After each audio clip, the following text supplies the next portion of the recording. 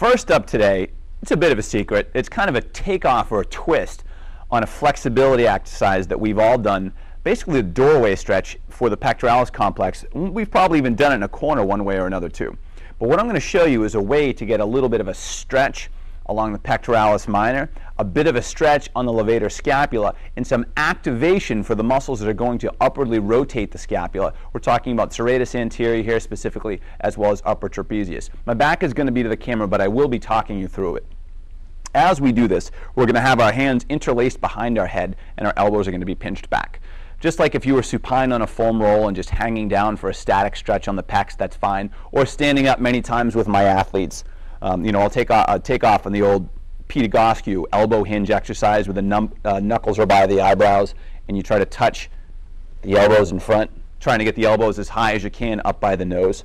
So it's a bit of a combination between those two techniques. The big part of it is we're sinking in. It's almost a little bit like the inferior capsule stretch that we did on the wall earlier. We're going to sink in, hold the stretch, but once we're there, we're going to work on a little bit of upward rotation of the scapula and even just a tiny bit of external rotation from the humerus to get some posterior rotator cuff activation.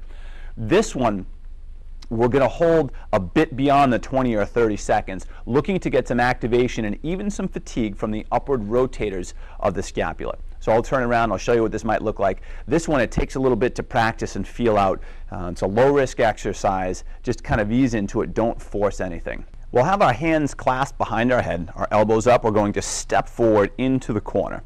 Now, as we're here, this could be more the traditional stretch, but we're going to settle in and relax, and we're going to try to upwardly rotate the scapula just a bit. Eventually, we can bring the hands away from the head. So the movement to the scapula, we're going to get a bit of upward rotation, a bit of retraction. At the humerus, we're going to get some external rotation, and we're going to get a little bit of horizontal, we're going to get some abduction here as well. We'll activate the posterior rotator cuff with the external rotation of the humerus.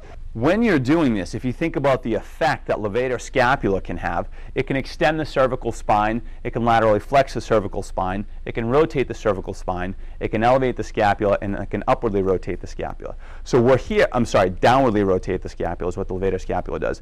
But when we go ahead and we lock ourselves into a nice bit of upward rotation here, we can even bring our chin to our chest and turn one side to the other to get a nice stretch on levator scapula if you have a corner that allows you some room.